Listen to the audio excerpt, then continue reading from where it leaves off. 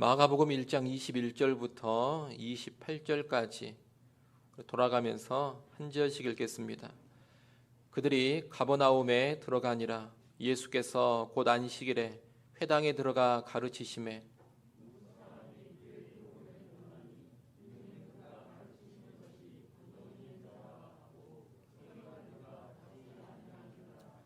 마침 그들의 회당에 더러운 귀신 들린 사람이 있어 소리질러 이르되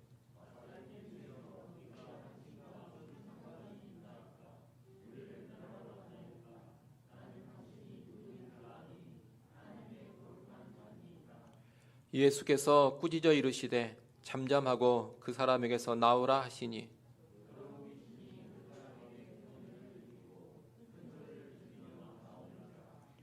다 놀라 서로 물어 이르되 이는 어찌미냐 권위 있는 새 교훈이로다.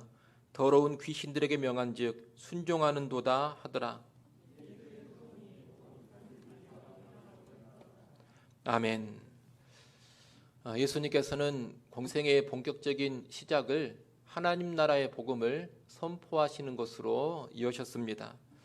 하나님 나라의 복음을 선포하신 예수님은 그 직후에 갈릴리 해변에서 베드로, 안드레, 야고보, 요한 이렇게 4명의 제자들을 부르십니다. 4명의 제자를 부르신 것은 하나님 나라의 일꾼을 직모하는 차원에서 부르시는 겁니다. 그 뒤에 예수님은 이 4명의 제자들과 함께 가버나움으로 들어가십니다. 가버나움은 갈릴리 해변에 위치한 마을인데 예수님 당시에 대략 1000여 명 정도의 인구가 살고 있었습니다. 또 이 가버나움은 예수님께서 제자로 부르신 베드로, 안드레, 야고보, 요한의 거주지가 되는 그런 마을이기도 합니다. 예수님은 앞으로 이 가버나움을 중심으로 해서 갈릴리 사역을 진행하십니다. 오늘 본문에 보면 가버나움에 들어가신 예수님은 회당에 가셔서 말씀을 가르치십니다. 회당이라는 공간이 나오는데 이 회당은 예루살렘에 있는 성전과는 별개로 유대인들이 신앙 교육이나 예배를 위하여 모이는 건물을 가리키는 것입니다. 웬만한 유대인의 숫자가 모여 있는 곳에서는 항상 이 회당이 있었습니다. 유대인들은 이 회당을 중심으로 해서 안식일마다 예배를 드렸고 또 기회 되는 대로 말씀을 듣고 배우며 신앙의 교육을 행하여 갔습니다. 이 회당의 책임자를 회당장이라고 하는데 회당장은 회당에서 드려지는 예배를 주관하며 예수님과 같이 새로운 선생이 회당을 방문할 때면 그 선생에게 설교를 부탁하곤 했습니다. 그것이 당시의 관례였습니다. 아마 예수님은 그 관습에 따라서 가버나움 회당에서 말씀을 가르치신 것으로 보여집니다. 오늘 본문을 보면 예수님의 가르치심에 초점을 맞추고 있습니다. 예수님의 가르치심에 초점을 맞추고 있는데 오늘 본문이 예수님의 가르치심을 한마디로 뭐라고 정의하느냐? 권위가 있는 가르침이다. 그렇게 정의를 하고 있습니다. 예수님의 가르치심은 권위 있는 교훈, 달리 말하면 무시할 수 없는 권세가 있는 교훈이었다는 겁니다. 구체적으로 오늘 본문은 2가지 측면에서 예수님의 가르치심이 권세가 있었음을 보여주고 있습니다. 첫째로 예수님의 가르치심은 그 내용에 있어 권위가 있었습니다. 22절 말씀을 한번 보겠습니다. 22절 말씀 여러분 읽어보십시오.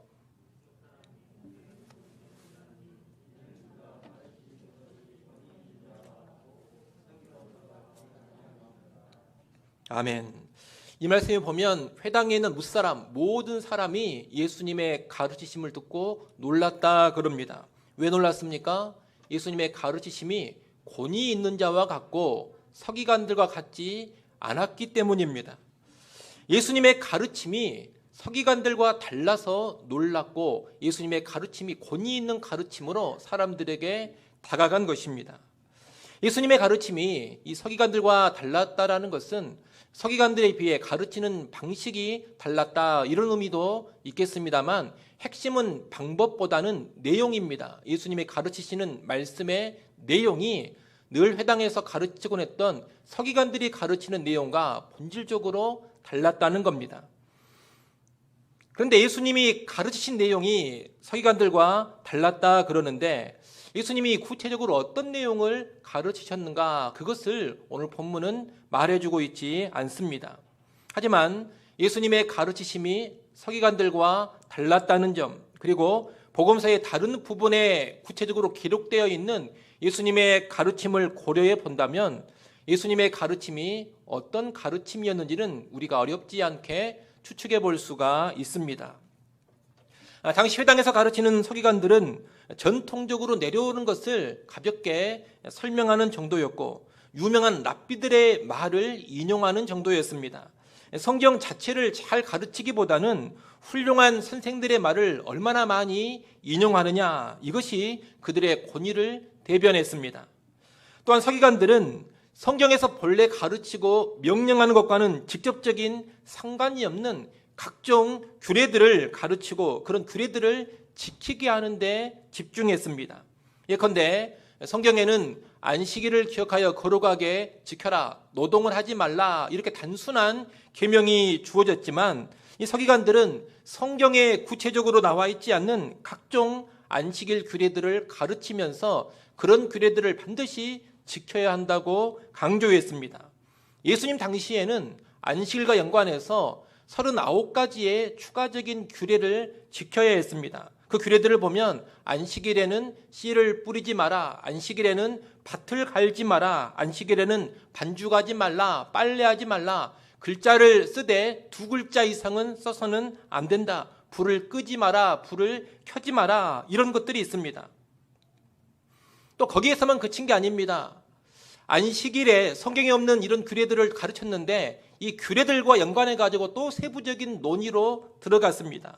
예컨대 안식일의 추가 규례 가운데 집 안에 있는 물건을 집 밖으로 옮기지 말라, 이런 규례가 있습니다. 그러면 그것만 가르치고 논하는 것으로 끝내지를 않고 만약에 문 밖에 거지가 와서 구걸을 하면 동전을 줘도 되느냐 안 되느냐, 이것을 가지고 또 논쟁을 했습니다.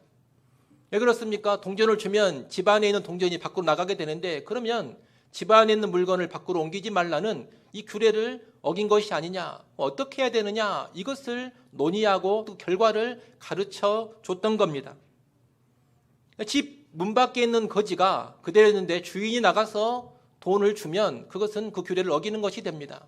하지만 거지가 문 안으로 손을 딱 내밀고 집 안으로 들어온 손에다가 동전을 쥐어주면 그것은 규례를 어기지 않는다, 이렇게 결론을 내리고 이런 식의 가르침을 줬던 겁니다. 서기관들이 이런 내용을 가르치다 보니 당시 백성들은 신앙의 본질을 추구하기보다는 각종 형식과 규례에 얽매이는 삶을 살게 됐습니다. 그리고 백성들은 당연히 수많은 규칙으로 인하여서 수고롭고 무거운 신앙생활을 할 수밖에 없었습니다. 그들의 신앙생활은 온통 뭘 지키느냐 지키지 않느냐 이런 규칙들로만 도배가 됐던 겁니다. 또한 서기관들은 그런 식으로 가르치다 보니 당연히 내면보다는 외적인 형식의 준수에 집착을 했습니다. 마음의 상태가 어떠해야 하는가, 여기에는 별로 관심을 기울이지 않았습니다. 외적인 절차, 외적인 형식만 잘 지키면 그것으로 충분하다는 식으로 말씀을 가르쳤습니다. 서기관들은 또 성경 말씀이 중요하다고 가르치는 것을 무시해버리기도 하고 성경이 가르치는 본래의 의미를 왜곡시키고 변질시키기도 했습니다. 우리가 앞으로 마가복음을 계속해서 보게 되면 나오겠습니다만 고르반이나 이혼에 관한 서기관의 가르침들이 그런 것들입니다. 그들은 고르반이라는 개념을 가르치면서 성경이 중요하게 가르치는 부모를 공경하라는 계명을 쉽게 무시해버렸습니다. 이혼에 관해 가르치면서는 성경의 본래 가르치는 결혼의 막중함을 아주 가볍게 만들어버리고 얼마든지 쉽게 이혼할 수 있다고 가르쳤습니다. 말씀을 왜곡시키고 변질시켜버린 겁니다. 그런데 예수님의 가르침은 이런 서기관의 가르침과 달랐다는 겁니다. 예수님은 사람들이 만들고 세운 규례나 강조하면서 그런 규칙들이나 가르치시지 않았습니다. 예수님은 하나님 말씀의 진정한 의도와 뜻이 무엇인지를 가르치셨습니다. 일례로 각종 안식일 규례로 묶여있던 사람들에게 안식일의 참된 정신을 가르쳐 주셨습니다. 수많은 안식일 규례에 묶여가지고 옴싹달싹할 수 없었던 사람들에게 사람이 안식일을 위해 있는 것이 아니라 안식일이 사람을 위해 있다는 충격적인 선언을 하셨습니다. 예수님은 또 외적인 형식에만 집중하던 사람들에게 내면의 정신 본질이 중요함을 가르치셨습니다. 일례로 살인하지 말라는 계명은 외적인 살인만 하지 않으면 되는 것이 아니라 살인의 동기가 되는 미움까지 버려야 한다는 것을 가르치는 계명임을 알려주셨습니다. 간음하지 말라는 계명 역시 외적인 간음만 행하지 않으면 되는 것이 아니라 그릇된 성적 욕망 자체를 버리라는 말씀이라는 것을 알려주셨습니다. 외적인 규칙의 준수보다 더 중요한 것이 내면의 상태요, 외적인 제사보다 더 중요한 것이 실제적인 자비와 긍휼의 삶이라는 것도 가르치셨습니다.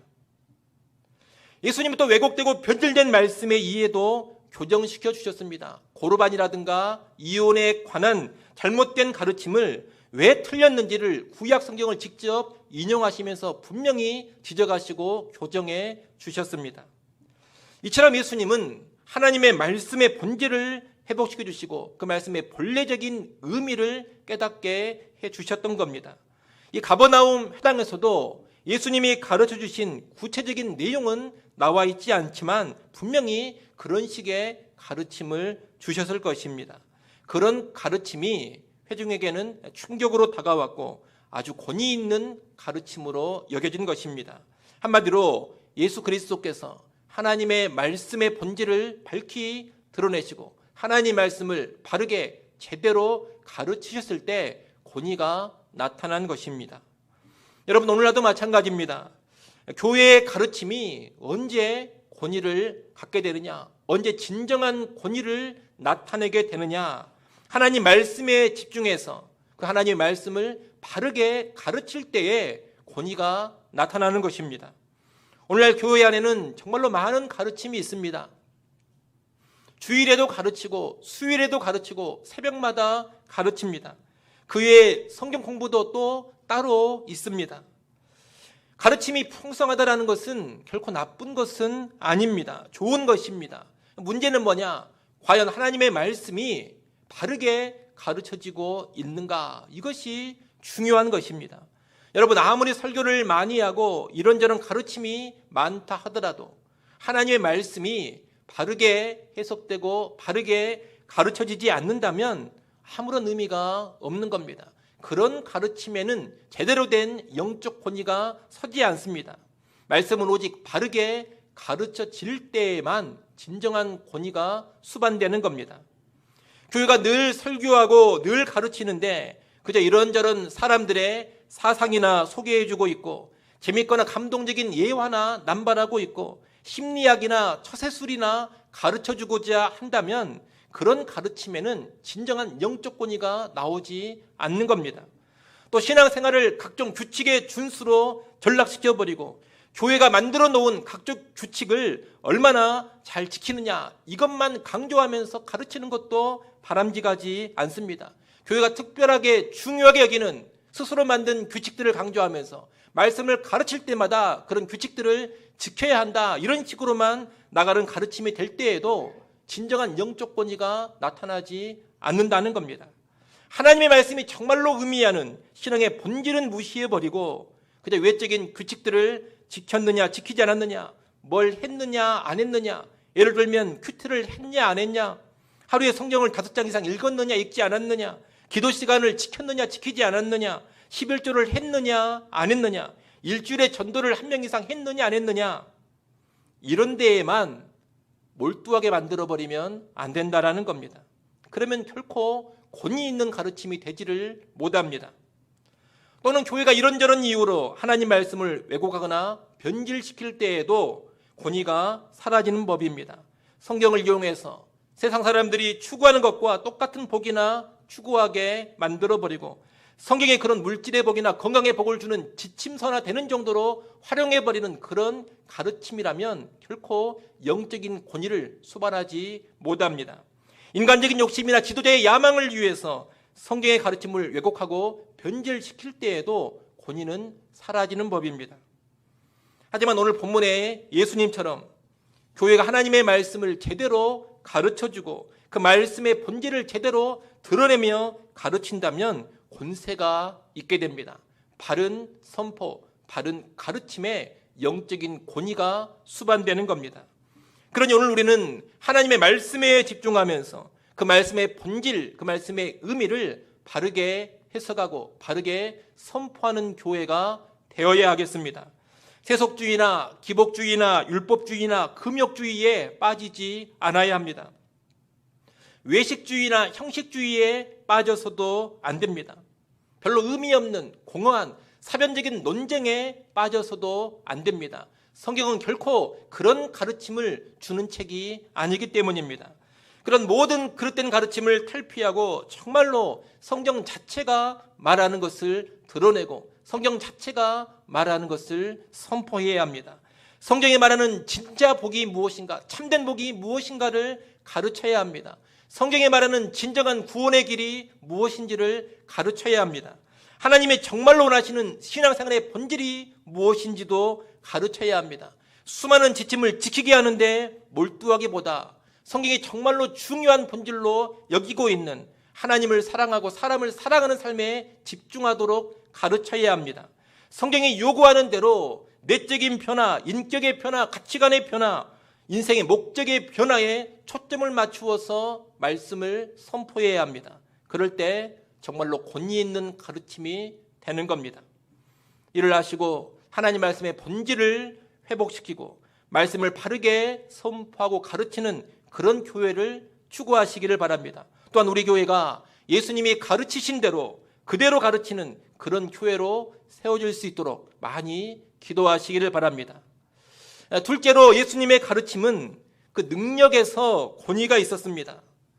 예수님께서 가르치실 때 회당에 더러운 귀신 들린 사람이 있었습니다.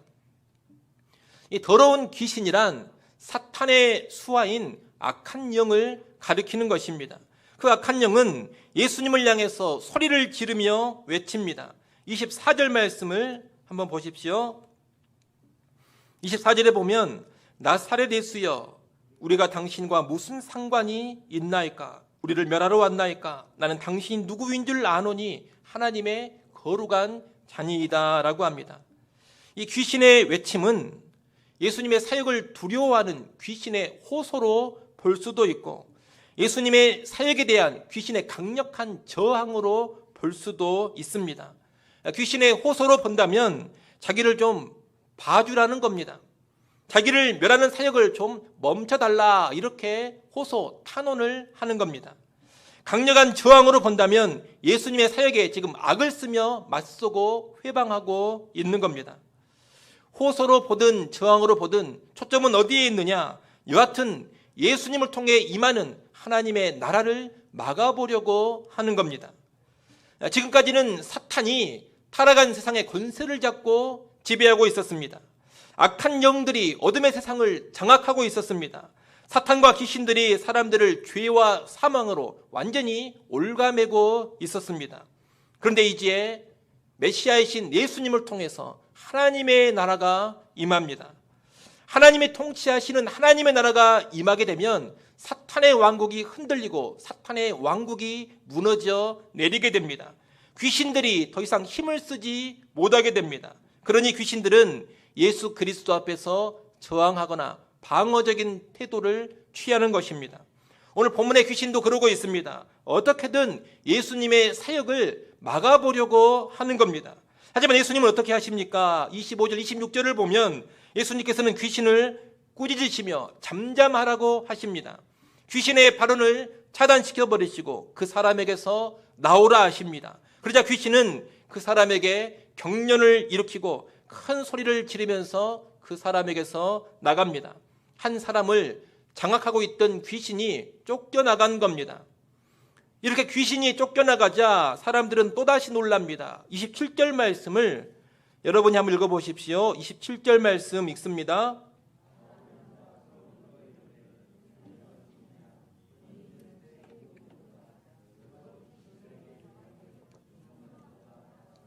아멘. 귀신이 쫓겨나가는 것을 보고서 사람들이 뭐라고 합니까? 권위 있는 새 교훈이다 이렇게 말합니다. 예수 그리스도의 가르침이 더러운 귀신들도 능히 굴복시키고 쫓아내는 권세가 있는 가르침이라는 겁니다. 이렇게 예수 그리스도의 교훈은 귀신을 쫓아내는 능력을 보이면서 그 권위, 그 권세를 보여준 겁니다. 특별히 우리는 이 귀신을 쫓아내는 것과 연관해 이해를 잘해야 합니다. 이것을 오해하면 직접적인 귀신 들림의 현상만 해결하는 것이 능력이요 권세인 것처럼 착각할 수가 있습니다. 악한 영들은 오늘 본문에서처럼 실제로 어떤 사람에게 들어가서 그 사람을 완전히 장악해버리고 정상적인 삶을 살지 못하게 만들기도 합니다. 분명히 귀신이 존재하고 귀신 들림의 현상이 분명히 있습니다. 하지만 사람에게 직접 들어가서 그 사람을 지배하고 장악하는 것만이 악한 영들의 역사는 아니라는 것을 알아야 합니다. 악한 영들은 사람에게 직접 들어가지 않더라도 하나님이 원하시지 않는 온갖 그릇된 것들에 얽매여 살아가게 만듭니다. 사실 그것이 사탄과 악한 영들이 하는 보다 더 근본적인 일입니다. 하나님이 원하시지 않고 기뻐하시지 않는 어떤 것에 얽매여 살아가게 만드는 것, 그것이 사탄과 악한 영들이 행하는 근본적인 활동이라는 겁니다. 예를 들어 돈이나 정력적인 쾌락, 세상의 명예나 권세에 몰두하면서 그런 것에 인생을 걸고 살게 만듭니다. 세상에 썩어질 것에만 집중하며 살아가게 만들어버립니다. 그런 모습이 다 얽매여 있는 모습이요, 사탄의 종이 되어 살아가는 모습인 겁니다.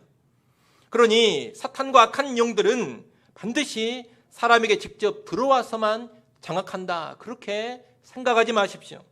귀신 들리지 않았더라도 헛된 것에 얽매여서 살고 있다면 실상 사탄과 악한 영의 지배 가운데 있는 겁니다. 사탄의 왕국에서 죄와 사망에 매여서 살고 있는 모습이라는 겁니다. 이것을 잘 가르쳐주는 말씀이 에베소서 2장 2절 3절 말씀입니다. 에베소서 2장 2절 3절에 보면 예수 믿기 전의 삶을 이렇게 말하고 있습니다. 화면을 보시고 에베소서 2장 2절 3절 말씀 같이 한번 읽어보겠습니다. 함께 읽습니다. 그때의 너희는 그 가운데 생하여 이 세상 풍조를 따르고 공중의 권세 잡은 자를 따랐으니 곧 지금 불순종의 아들 가운데서 역사하는 영이라. 전에는 우리도 다 그 가운데서 우리 육체의 욕심을 따라 지내며 육체와 마음에 원하는 것을 하여 다른 이들과 같이 본질상 진노의 자녀이었더니. 아멘. 이 말씀에 따르면 타락한 세상의 풍조를 따르며 공중의 권세 잡은 자 마귀를 추종하는 삶, 우리 육체의 욕심을 따라 살며 하나님의 뜻에는 전혀 관심을 두지 않고 오직 육체와 마음이 원하는 대로만 살아가는 삶, 그래서 하나님의 진노 아래 있던 삶, 그런 삶이 바로 사탄의 지배를 받고 있는 삶이라고 말씀합니다. 직접적으로 귀신이 들렸냐 들리지 않았느냐 이것과 상관없이 세상 사람들은 영적으로 다 이런 상태에 있습니다. 영적으로 사탄과 악한 영들의 지배를 받으며 하나님의 뜻과 무관한 것들에 얽매여서 살아가고 있다는 겁니다. 바로 그런 사람들을 누가 해방시키고 자유케 하시느냐? 메시아이신 예수님께서 해방시키고 자유케 하시는 겁니다.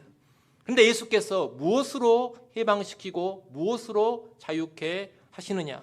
그분의 말씀, 그분의 권세 있는 교훈으로 해방시키고 자유케 하십니다. 오늘 본문을 다시 보십시오. 오늘 본문을 보면 이 귀신이 처음부터 자기 정체를 드러내지 않습니다. 언제 소리를 지르면서 자기 정체를 드러내고 저항합니까? 예수님이 가르치시니 그 가르침 앞에서 소리를 지르며 저항하고 있습니다. 가만히 있다가 예수님이 회당에 들어가시니 바로 그렇게 하는 게 아닙니다. 예수님께서 하나님의 말씀을 제대로 가르치기 시작하시니 그 가르침 앞에서 귀신이 견디지를 못하고 저항을 하는 겁니다. 그리고 그 가르침 앞에서 결국 쫓겨나게 된 겁니다. 그래서 사람들이 예수님의 가르침을 지칭하며 이는 어찌미냐 권위 있는 새 교훈이로다, 더러운 귀신들에게 명한즉 순종하는도다, 이런 반응을 보인 겁니다. 다시 말해 예수 그리스도의 가르침이 하나님 나라를 임하게 해서 귀신들을 쫓아내고 있는 겁니다. 하나님의 말씀이 제대로 선포되니 귀신에게 매인 자가 자유케 되는 겁니다. 우리는 앞서 예수님의 가르침이 하나님의 말씀의 본질을 회복하는 가르침이요, 하나님 말씀을 바르게 선포하는 가르침이다, 그렇게 쭉 설명을 드렸습니다. 바로 그런 가르침에 귀신이 쫓겨나가는 능력이 수반되어 나오는 겁니다.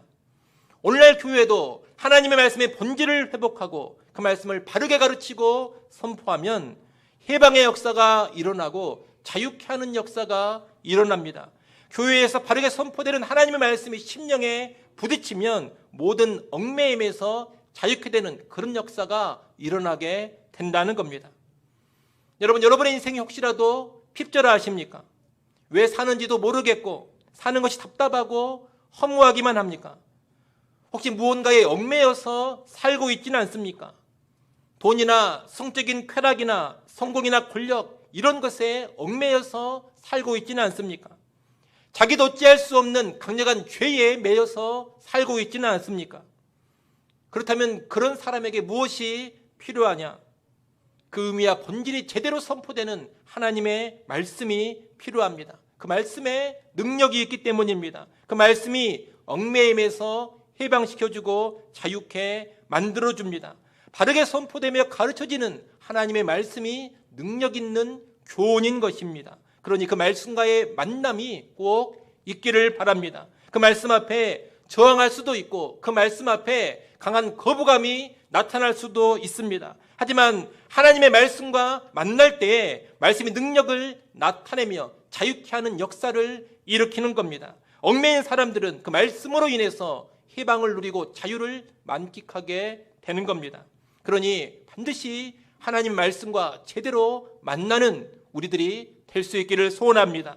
아울러 교회는 가르침을 통해서 사람들을 자유케 해주는 교회가 되어야 할 것입니다. 여러분이 교회가 잘못하면 하나님의 말씀을 가르친다고 하면서 그 말씀으로 사람들을 더욱 노예로 만들어버릴 수도 있습니다. 말씀이 잘못 가르쳐지면 신앙생활을 하면 할수록 더더욱 돈에 매이고 성공에 매이고 지위와 인기와 명성에 매이게 될 수도 있습니다. 희한한 것이 교회를 열심히 다니고 기도도 많이 하는데 그 마음은 세상적인 욕망으로 활활 불타오를 수가 있다는 겁니다. 하나님의 말씀을 배운다고 하는데 세상의 욕심이 사라지는 것이 아닙니다. 오히려 말씀을 배우면 배울수록 더욱더 세상의 욕망이 강렬하게 불타오릅니다. 교회 안에서도 더 높아지려고만 하고 더 인정을 받으려고 하고 자기를 과시하고 싶은 욕망에 어찌할 줄을 몰라 합니다. 왜 그런 현상이 나타나느냐? 하나님 말씀의 본질 앞에 제대로 서지 않기 때문입니다. 하나님 말씀이 제대로 선포되고 있지 않기 때문입니다. 말씀이 잘못 가르쳐지면 말씀을 늘 들으면서도 오히려 세상의 욕망이 더욱더 강렬하게 불타오르고 세상의 얽매임에서 전혀 자유하지 못하는 그런 일이 나타날 수 있는 겁니다. 때로 말씀이 잘못 가르쳐지면 종교에 중독되게 만들어서 교회 활동을 열심히 하지 않으면 늘 불안과 초조함에 사로잡히게 만들어버릴 수도 있습니다. 교회 일을 죽도록 하지 않으면 만족이었고 삶의 의미도 찾지 못하고 공허함을 느끼는 그런 사람으로 만들어버릴 수가 있다는 겁니다. 때로는 교회 지도자에게 완전히 종속되어서 그 지도자 앞에서는 옴싹달싹 못하는 그런 인간으로 만들어버릴 수도 있습니다. 말씀이 잘못 가르쳐지면 그렇게 되는 겁니다. 예수 그리스도는 그렇게 가르치시지 않았습니다. 계속 말씀드리는 것처럼 말씀의 본질, 진정한 의미를 밝히 드러내며 가르치셨습니다. 그럴 때는 더 이상 얽매이지 않게 됩니다. 자유케 되는 역사가 나타나고 해방의 역사가 나타나게 된다는 겁니다. 여러분, 바른 교훈은 자유케 하는 교훈이라는 것을 반드시 기억하십시오. 진리는 우리를 자유케 합니다. 진리의 말씀은 우리를 해방시켜 줍니다. 해방과 자유의 능력을 보여주는 것, 이것이 참된 교훈이요 권위 있는 교훈입니다. 바른 교훈은 세상의 욕심과 정욕에서 우리를 해방시키고 자유케 합니다. 하나님을 섬기되 자유와 평안 가운데 하나님을 섬기게 하고 자유와 평안 가운데 영원한 것을 위해 살아가게 합니다. 자유와 평안 가운데 하나님의 통치를 받는 하나님의 백성으로 세워주는 것이 바른 교훈입니다. 얽매이지 않는 자유인으로 주를 위해 살게 하는 것이 바른 교훈입니다. 이런 교훈이 귀신을 쫓아내고 하나님 나라를 임하게 한다는 겁니다. 교회는 이 땅에서 그런 일을 감당하는 기관입니다. 아무쪼록 우리 교회는 사람들을 노예화시키는 것이 아니라 하나님의 말씀을 바르게 가르치고 선포함으로써 오히려 사람들을 해방시키고 자유케 하는 그런 교회로 설 수 있기를 간절히 소원합니다. 또 그런 교회가 될 수 있도록 여러분 기회 되는 대로 교회를 위하여 많이 기도하시기를 바랍니다. 이제 말씀을 정리하겠습니다. 여러분, 오늘 본문의 사건은 그저 안식일에 회당에서 우연히 발생한 사건 하나가 아닙니다. 이 사건은 하나님 나라를 임하게 하시는 예수님의 사역이 어떤 사역인지를 가르쳐주는 사건입니다. 예수님의 사역은 한마디로 어떤 사역이었느냐? 권위 있는 가르침의 사역이었습니다. 하나님의 말씀을 바르게 가르치는 사역, 그리고 그 바른 가르침으로 그릇된 것에 얽매여 있는 사람들을 자유케 하는 사역, 그 권위 있는 가르침의 사역이 예수님의 사역이요, 그 사역이 이 땅에 하나님 나라를 임하게 하는 사역인 것입니다. 바라기는 오늘 우리가 먼저 그 권위 있는 가르침의 능력을 누려가기를 소원합니다. 하나님 말씀을 바르게 배워서 모든 헛된 얽매임에서 여러분 해방되시고 자유를 누리십시오. 나아가 예수님의 제자로서 권위 있는 가르침의 사역을 계속해서 이어받아 수행해 갈 수 있기를 소원합니다. 말씀의 본질을 회복하고 말씀을 제대로 이해하고 바르게 선포하고 가르치는 그런 교회, 그런 성도들이 되고자 하십시오. 그래서 그 말씀으로 귀신을 축출하는 능력, 사람들을 자유케 해주는 그런 능력을 보일 수 있기를 바랍니다. 그래서 이 땅 가운데 정말로 권위 있는 성도, 권위 있는 교회로 세워질 수 있기를 간절히 축원합니다. 기도하겠습니다. 하나님 아버지, 예수 그리스도께서 권세 있는 가르침의 사역을 감당하시는 모습을 보았습니다. 그 가르침의 내용에 있어서, 그 가르침의 능력에 있어서 권위가 있는 예수 그리스도의 교훈을 우리가 그대로 이어받게 하여 주옵소서. 그래서 오늘 우리도 권위 있는 교회, 권위 있는 성도들 되게 하여 주옵소서. 언제나 우리의 입에서 또한 교회에서 바른 말씀의 선포와 가르침만이 있게 하여 주옵소서. 예수님의 이름으로 기도드리옵나이다. 아멘.